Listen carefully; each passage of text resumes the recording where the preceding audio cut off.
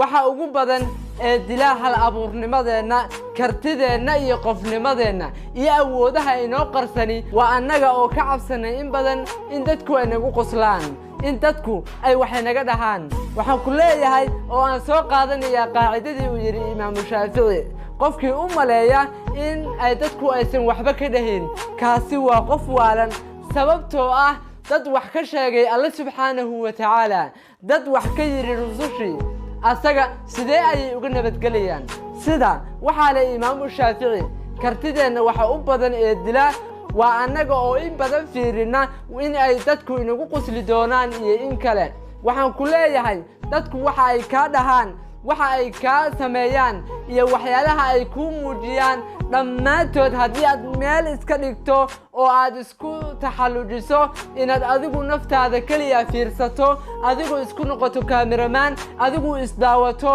waxaan ku ballan qaadayaa in kartidaada iyo qofnimadaadu ay ahaan doonto mid aad u sareysa sida la'aligeed qofnimadaada iyo kartidaada adiga ay ku jiraan gacantaada si ay u korodho ama ay u dhaawacanto naftaada iyo noloshaadaba adiga ayay kugu xiran tahay